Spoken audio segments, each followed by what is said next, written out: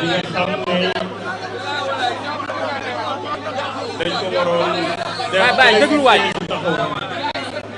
muy siège yu Sàmm Sa Kàddu. Nous sollicitons votre attention. C'est un point de presse adressé évidemment à la presse. Ñu ngi remercier ñëpp ñoo xamante ne ñu ngi fi teew. am naa yaakaar ne ku ñëw fii xam nañ ne kan mooy borom Dakar.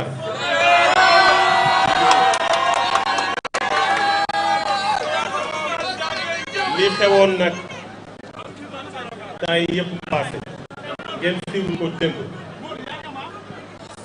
dañ doon jàkkaarloog la presse tey pour waxtaan ci ak ñoom. dinaa leen liiral en français traduire ko en wolof li nga xam ne moom la ñu tënk ci coalition Sàmm Sa Kàddu par rapport ak événement yi nga xam ne dund nañ ko démb Sénégal yëpp dund ko démb te mu fay tamit tey fii ci Baobab. Depuis le début de la campagne électorale, la coalition Sàmm Sa Kàddu est victime de violences et d'attaques répétées de la part du parti au pouvoir. Pour rappel, bien avant l'ouverture de la campagne, le président Bougane Gueye Dany a été arrêté alors qu'il se rendait au chevet des sinistrés de Bakel. Il a été retenu pendant une semaine dans la prison de Tambacounda avant d'être jugé puis relaxé. Toujours à Tambacounda, notre coalition, qui se trouvait au tribunal pour assister notre camarade Bougane Gueye Dany, a encore été victime de provocations et d'attaques de la part des éléments du PASTEF alors qu'il n'avait rien à faire sur les lieux. Le jour de l'ouverture de la campagne électorale, alors que nous étions en meeting d'ouverture, les éléments du PASTEF sont venus à Baobab procéder à des actes de vandalisme qui ont été diffusés à travers les réseaux sociaux. Suite à cela, nous avons continué à subir des provocations émanant des membres du dit parti. Après les appels au meurtre de la tête de liste de la coalition PASTEF de Dakar, le sieur Abbas Fall, le siège de notre coalition a été saccagé et incendié. Tout ceci confirme que le parti PASTEF, pour cette campagne législative, a pris le parti de la violence et des attaques criminelles. Il est à préciser qu'un homme responsable, soucieux de la préservation de la paix sociale, nous avons décidé au sein de Sàmm Sa Kàddu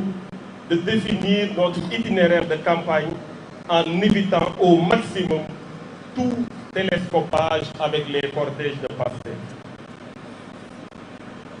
Ce fut notamment le cas à Saint-Louis, où nous avons modifié sine die notre itinéraire afin de laisser au PASTEF le terrain. Ce mot d'ordre a été donné à tous nos candidats à l'intérieur du pays pour éviter des dérives pouvant saper la paix et l'unité nationale. Malheureusement, force est de constater que cette volonté de préserver la paix et la cohésion sociale n'est pas partagée par les membres du parti au pouvoir. Nos adversaires sont toujours dans le jeu favori, à savoir la menace, le dénigrement et la violence. Dans la nuit du 11 au 12 novembre, de retour de Thiès, notre convoi a été stoppé par les forces de l'ordre qui ont opéré des fouilles vaines avant d'arrêter des éléments de notre sécurité. À ce jour, le commanditaire et les assaillants impliqués dans l'attaque criminelle de notre siège ne sont toujours pas inquiétés. Le Premier ministre Ousmane Sonko, fidèle à sa réputation d'homme violent et de manipulateur hors pair, a ouvertement traité le président de la République ainsi que les ministres de l'Intérieur et de la Justice de faiblard et appelé ses ouailles à renouer avec la violence. Face à toutes ces exactions, la coalition Sàmm Sa Kàddu interpelle encore une fois, ici et maintenant, le ministre de l'Intérieur ainsi que le garde des Sceaux, ministre de la Justice, et les invite à prendre leurs responsabilités devant les déclarations irresponsables et dangereuses du tristement célèbre Premier ministre.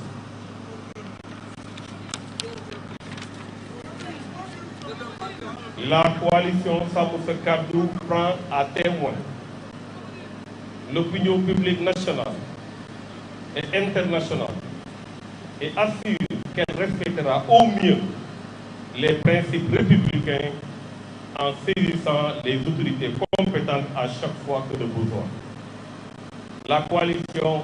Sàmm Sa Kàddu réitère son appel au calme, à la retenue et à la paix. Enfin, Sàmm Sa Kàddu appelle à tous les acteurs politiques, rappelle à tous les acteurs politiques que le Sénégal est au-dessus de toutes les contingences. Je vous remercie.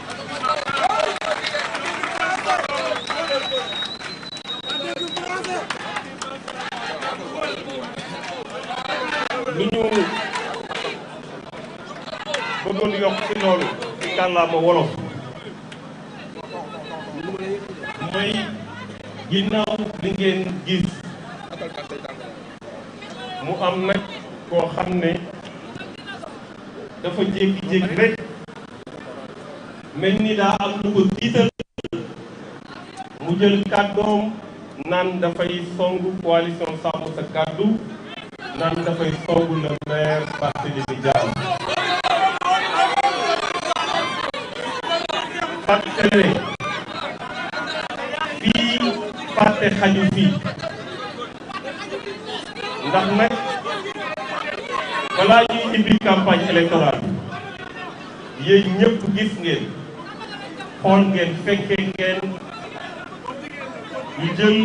le président Bougane Gueye Dany nga xam ne lenn rek moo ko yitte woon mooy dem dimbale ay compatriotam ñu jël ko téye ko dugal ko ci kaso bi tardel ko waaye bañ ko jugé ñu bàyyi ko ci Tambacounda ba tey ba ñu ñëwee ne dañuy jàppale suñu frère suñu camarade ànd ak le maire Barthélémy Dias gis ngeen ay éléments wu Pastef ñu dajale leen ñu taxaw ne loolu du fi amee jàpp ñu duñu provoqué duñu saaga duñu wax naka su dul noonu loolu témoin ngeen jour ba ñu ubbee campagne bi alors que ñun ñu ngi nekkoon meeting d'ouverture mu am ñeneen ñoo xam ne dañ jógee ci parti boobu ñëw fii ñu taxaw yàqati fii def fi naka su dul noonu fekk kenn nekku ci woon loolu foog naa ne yéen mun ngeen ko témoigner waa boobu waaye kuy nekk ci réseaux sociaux yi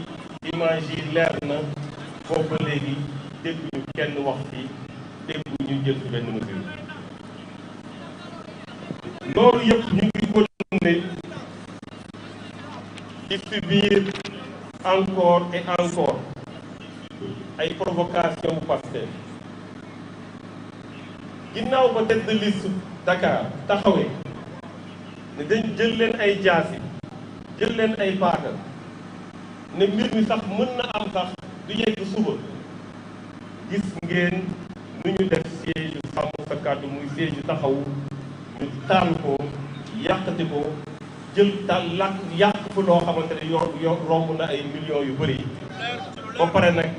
ñu def ko ci moment bi nga xam ne ay nit ñu ngi fa dëkkoon te ñu mënoon faat seen bakkan lii yëpp dafay wane que campagne ba mu tàmbalee ñun ba ñu defee caravane ne dañuy wax ak sénégalais yi balaa caravane bi sax ñu def coalition bu mucc ay sénégalais yi yëpp am ci mbégte ñu ne dañuy jël yoon bi wax ak sénégalais yi boobu am na parti boo xam ne ñu tuddee ko parti Pastef jàpp na ne moom lu ko tax a jóg ci campagne bi mooy jiital violence mooy jiital ay actes criminels damay fàttali wax coalition sàmm sa kàddu coalition wu jàmm la koo fi jël individuellement xamee nañ ko ci jàmm pour ñu préserver jàmm boobu pour sénégalais yi mën ñoo àtte ci programme rek ak ci dem ci ñoom wax ak ñoom dañ doon téye suñu programme di xool programme bu Pastef di xool fan lay jaar ban itinéraire lay jaar suñ ne fii lay jaar ñu ne nañu changer jaar feneen pour bañ a daje ak ñoom loolu def nañ ko Saint-Louis nga xamante ne dañu waroon dem Saint-Louis bokkul ak suñu dem bii ba ñu yëgee ne ñu ngi Saint-Louis ñu bàyyi Saint-Louis changé waat def nañ ko sax ba ñu ñëwee Sédhiou def nañ ko ci yeneen localité pour rek bañ a dajee ak convoi bu Pastef ñu jël mot d'ordre boobu nag jox ko suñu responsable yu nekk ci Sénégal yépp ne la ñun xuloowuñu xeexuñu wóoru nañu coalition bu ñu am wóoru nañu suñu xam-xam wóoru nañu suñu programme te gëm nañ ne Sénégalais yi dinañu jox la majorité malheureusement ñu gis ne jàmm jooju saxal dëgg si jàmm ñaar moo koy dox ñi ñu jàkkaar loolu doxuñu ko te ñi ñu jàkkaar loolu nag 41 liste la ku ñu dajal xàll la loxo ku ñu dajal saafanteeg yow benn liste rek lañ gis ne jàmm jooju doxaluñ ko muy la liste Pastef loolu fu mu mujjee mooy guddi bi nga xamante ne mooy démb bañ jugee Thiès suñu convoi ñu arrêté ko ne dañuy xool lu nekk ci biir violenté fa ay nit xam naa le président Bougane Gueye Dany dina ci ñëwaat mais gis ngeen yéen ñëpp wax naa ko ci réseaux sociaux yi ay image nit yoo xamante ne dañ nekk ci convoi wu Pastef yor jaasi yor fetal gis ngeen ko foog naa soo waree fuye ay oto yooyu nga war a njëkkee waaye defuñu ko ñun la ñu arrêté ñu def suñu convoi jugee depuis Saint-Louis defee itinéraire nekk ci campagne électorale ñu arrêté ñu violenté ñu bu am na fa ay dégâts matériels premier ministre te loolu yëpp bañ ko defee it taxul ñoom nee na dañuy doxal yoon dama leen di laaj ñu saccagé suñu siège incendié suñu siège est-ce que doxal nañ loxo si yoon si ñoom defuñu ko le premier ministre Ousmane Sonko nag ñi ñi xamee aussi nitu fitna foog naa chaise du premier ministre bi sax daf koy déranger ñu xamee ko ci fitna xamee ko ci manipulateur mu taxaw joxoñ président de la république joxoñ le ministre de l'intérieur joxoñ le ministre de la justice di leen traité de faiblard ba pare woo ñu mu àndal ne leen na ngeen dellu si li ma leen jàngaloon lu ma leen waxoon ngay def ba pare teg si nag ne nañu tere coalition sàmm sa kàddu mu def campagne loolu mooy appel au meurtre parce que luy mën a tax coalition sàmm sa kàddu bañ a def campagne mooy ñu faat ñëpp ba mu jeex mais kenn mënu ñoo tere def campagne loolu yëpp nag soo leen ko gisee niñ ko relaté te ngeen mën ko vérifier yéen ñëpp parce que fii la leen fekk dañuy interpeller encore une fois fii ñu taxaw le ministre de l'Intérieur le ministre de la Justice ñu wax leen nañu jël seen responsabilité ci déclaration irresponsable yi nga xamante ne le premier ministre Ousmane Sonko def na ko parce que ñoom la ñu dénk kaaraange réew ñoom ñoo war a assurer kaaraange sénégalais yi ñu leen koy wax encore une fois jël leen seen responsabilité. La coalition sàmm sa kàddu mu ngi jël nag témoin maanaam na yéen ñëpp xippi leen seen bët ba ñu taalee suñu siège def fa luñ fa def gis ngeen Barthélémy Dias gis ngeen jour boobu Pape Djibril Fall gis ngeen jour boobu man nii boobu Bougane foog naa mu ngi woon ci prison bi et cetera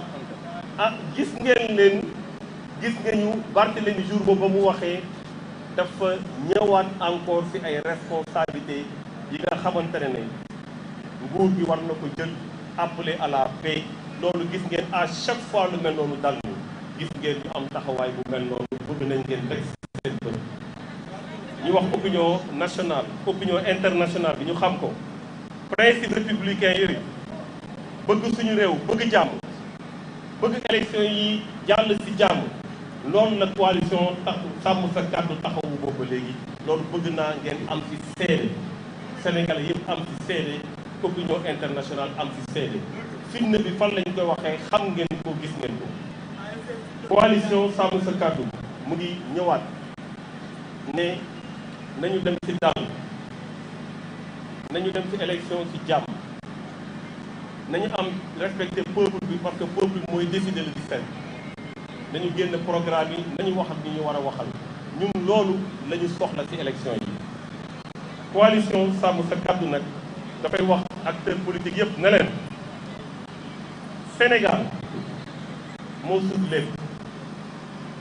fii laa far fee laa far lépp neex na waaye Sénégal moo sut lépp nañ jël Sénégal teg ko ci kaw lépp maa leen di gërëm di leen sant donc maa ngi jox la parole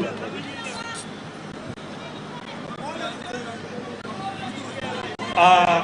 l'otage politique maa ngi jox la parole gars yi di tester seen téere bi ba ñu tester seen téere di xool ndax waa coalition sàmm sa kàddu ay ragal lañu wala déet ba ñuy tester affaire bi ci Bougane Gueye Dany la ñu commencé jàpp ko yóbbu ko prison waaye gis nañ taxawaay bu coalition sàmm sa kàddu am gis nañu aussi taxawaay moom bu mu am donc ñu ngi jox la parole le président Bougane Gueye Dany.